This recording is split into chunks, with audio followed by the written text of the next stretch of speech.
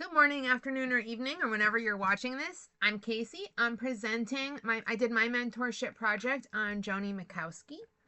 And if you could just pull up my presentation alongside this video, you will see the front page. Joanie is a professor. So you can see her here. She's teaching a sermon. A sermon. Yeah, I suppose teaching poetry is a sermon in one way or another. And right now she's actually at Cornell. She's a professor at Cornell. She emerges as an ideal mentor for this project.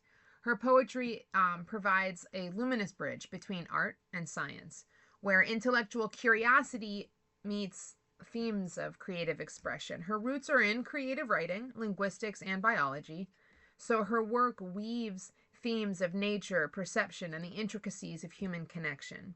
As the author of the celebrated collections, The Zoo, which I did for this project, and View from a Temporary Window, Mackowski has earned distinctions such as fellowships from the National Endowment for the Arts and the Breadloaf Writers' Conference. Her inventive forms, crystalline language, and philosophical resonance position her as a vital and highly esteemed voice in contemporary poetry.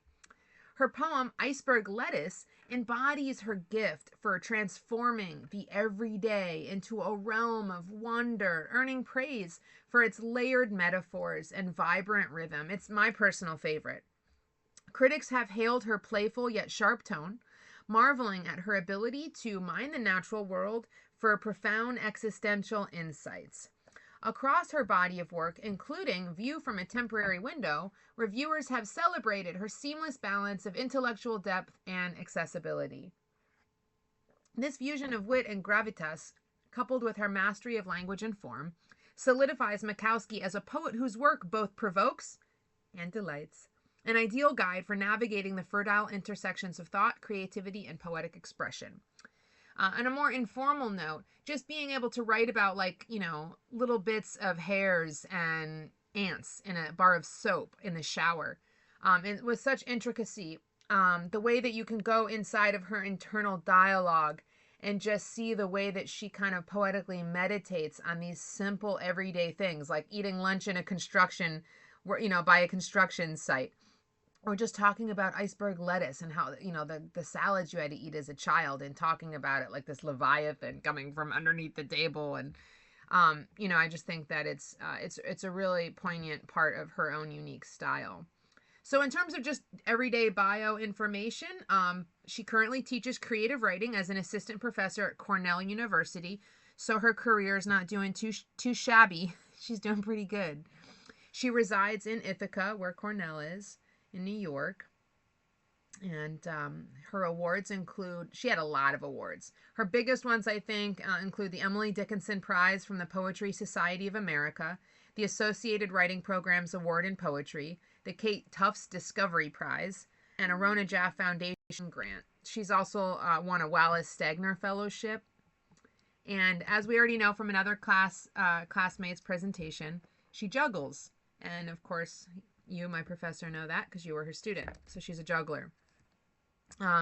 Of her work, she has said, I try to ask questions about what makes us separate individuals and also about what brings us together in love or in community. So in terms of her background, obviously she's an acclaimed poet now. She teaches, she's published, she's won all kinds of awards. But something really unique about Mackowski's writing is it really bridges between art and science. So she creates this vivid tapestry of language that explores intersections of the natural world, human perception, and she also explores these intricacies of communication and the way that she writes with very unique diction and language. And she'll write stuff with the scientifically anatomical correct words, and she'll put it in a poem that actually just works and flows and has a heart to it.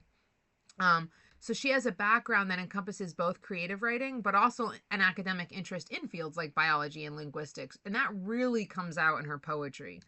Her work really reflects this deep curiosity that she has about the interconnectedness of life, and her ability to blend this precise kind of imagery with a lyrical innovation of her poetic style kind of enables her to be able to, approach themes of ecology, technology, and the human condition with both intellectual rigor, but also, as I wrote, imaginative playfulness, which I thought was a really like fitting phrase for Mackowski's work. Just imaginative playfulness. I thought that that was just like, you could really just take that and spread it across a lot of her work, especially the work that I'm particularly, studying and have analyzed in the zoo. So Mackowski's collections, including The Zoo and View from a Temporary Window, showcase her hallmark style, which is a fusion of meticulous craft, vivid natural imagery, and philosophical inquiry.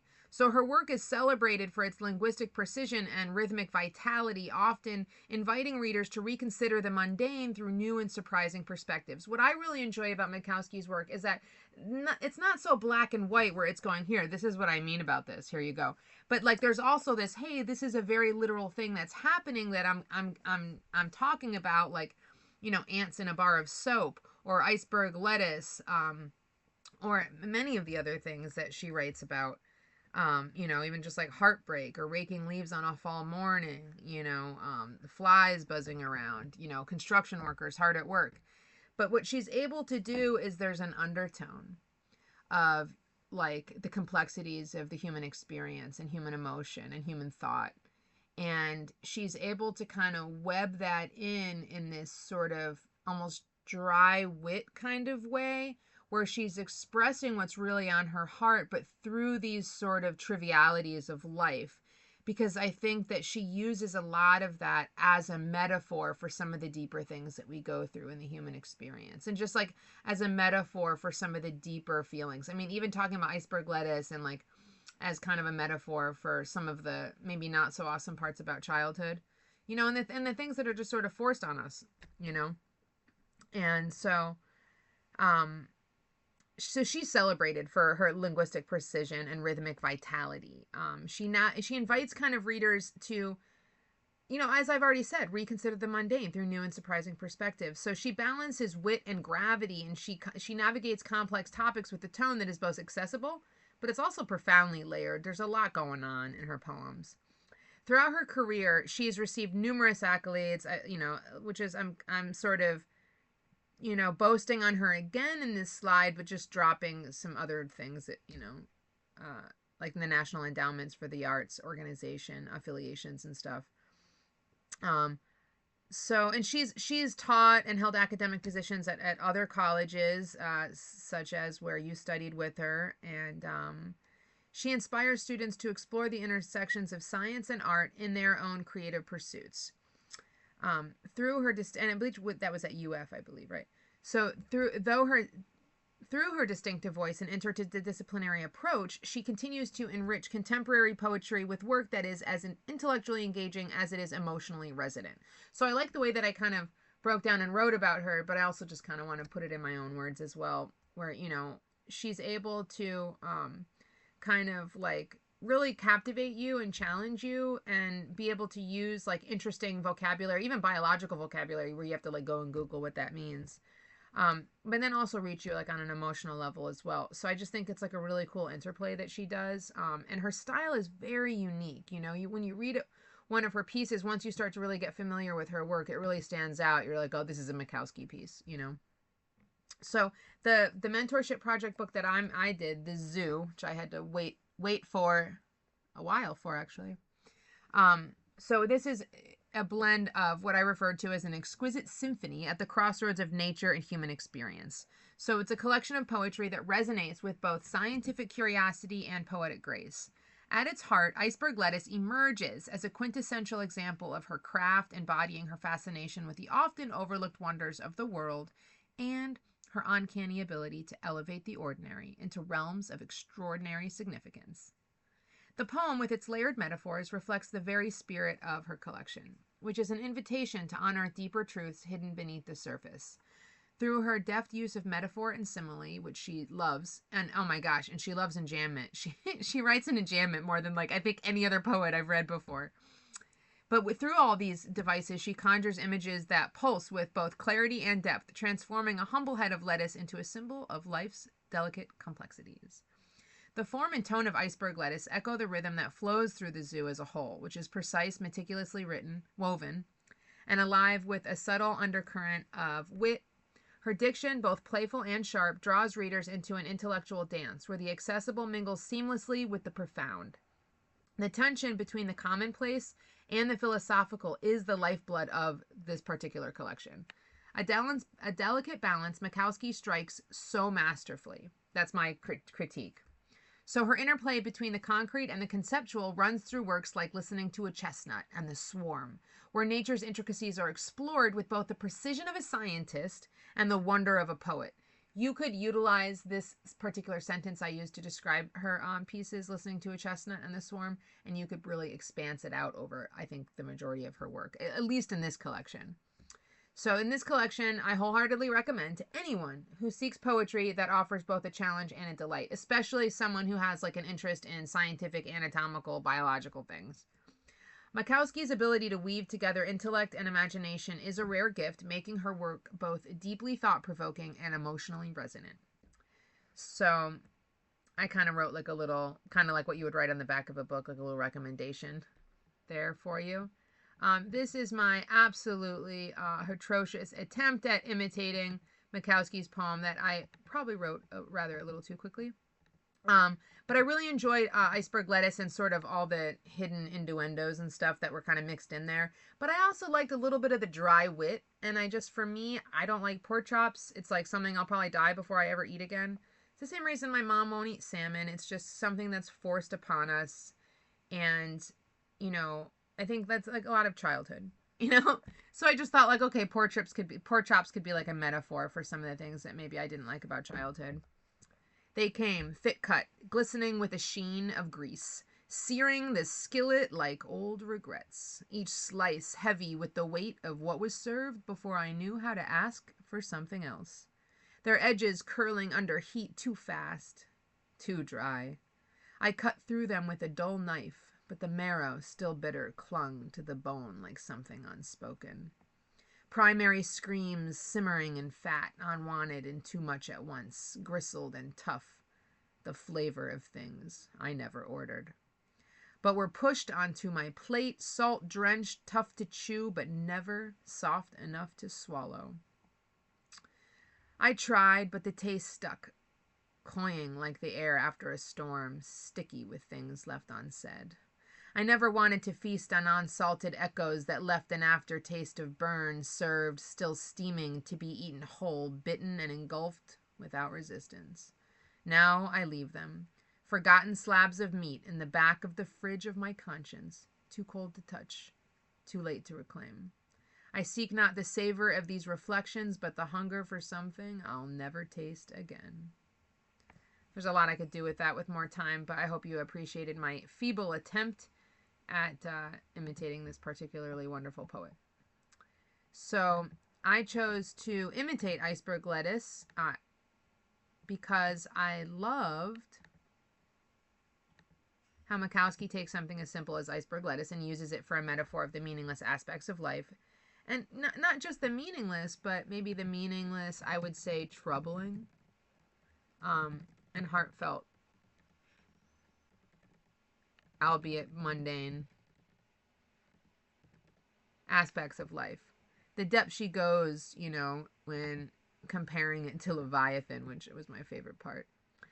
And this is a possible reference to a religious upbringing, which so many have had and have probably been traumatized by. It's so deeply relatable to compare something as dull as iceberg lettuce or a dry pork chop that you were forced to eat, the plethora of circumstances one faces in the early part of the human condition, flavored with bitterness, sometimes too much seasoning, other times not enough. So I love the intricacies she wove into a symbol resonating with such simplicity. And I believe that her piece is a tapestry woven from rich metaphor and intricate layers, its brilliance found in the interplay of its central image, rhythmic pulse, and the seamless blend of intellectual rigor with emotional depth. The iceberg lettuce, fragile and layered, stands as a metaphor to human vulnerability and self-protection, revealing the delicate tension between the world we show and the depths we conceal. The poem's rhythm, like the slow peeling of layers, hums with a quiet intensity, urging the reader toward a revelation both intellectual and visceral. So Mackowski dances between the cerebral and the emotional, inviting us to venture beneath the surface and encounter the hidden truths that lie within. I really enjoy writing like critique style, especially now once I've learned all my critical reading theory. So I think that Mackowski's complexity can be its own enigma. Its abstract themes and elusive metaphor may leave some adrift. So the iceberg lettuce, while rich in symbolism, may lack the clarity some readers seek, its meanings waiting to be uncovered like a secret whispered just out of reach. I'm going to leave it at that because I think that's a nice note to end off on for that. But ultimately, this poet's work has influenced my writing this semester by showing me that the most mundane and simplest of objects can represent the complexity and depth of the human experience, and to not be shy to go deeper using more imagery and metaphor, utilizing something as an inanimate object to represent something as intricate and profound as the myriad of expression dormant within the human heart, or even as a symbol for just childhood, lost hopes, and subconscious reflections. And that's something else that I learned when we wrote our persona poem as well, and some of the other pieces I did at Hamilton's class. But Mackowski crafts a particular niche in contemporary poetry with the way she blends an almost scientific precision with a lyrical imagination. Compared to the other poets we read, I think Mackowski's works are intellectually rigorous and emotionally evocative. What she does that other writers we've studied don't seem to do as much is seamlessly integrate natural and scientific together, and human and philosophical. So her poetry, I'm basically just summarizing my report here and answering some of your questions in sort of applying the principle of reciprocity here by saying that her poetry bridges the contemplative heart of past generations with the restless curiosity of the present, offering a sanctuary for reflection in a world that rushes by. Her verses invite us to pause and peel back the layers of existence, whether unraveling the fragility of an iceberg lettuce or the complexities of the human soul. In a time when nature's connection and deep introspection can be lost amid the noise, Mackowski weaves intellectual rigor with emotional depth, urging us to explore the hidden truths that shape our understanding of self and the world. Her work speaks to universal themes of vulnerability, identity, and the delicate balance between intellect and emotion, grounding us in a profound yet accessible examination of the human condition. So I originally felt Mackowski was a bit of a genius, especially when I first read Iceberg Lettuce. My thoughts on her evolved into a deeper admiration as I felt challenged by the variety of her poetic executions. In reading The Zoo, I saw how she could translate so much raw human emotion into profound metaphors that capture a poignant aspect of the human experience. Although, I mean, there's definitely some aspects here that are uniquely American for sure. Probably some of the futility and mundial aspects of a Westerner's life for sure, but I meant to say human.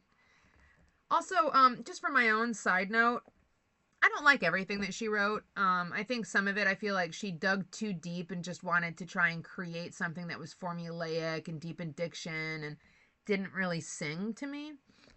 But she definitely has a lot of work that really does. And I just think that she's a very, very interesting writer as a whole. And I was grateful to be assigned her for the mentorship project. Thank you so much for listening to what I have to say today. And I hope you have a wonderful holiday break. Thank you.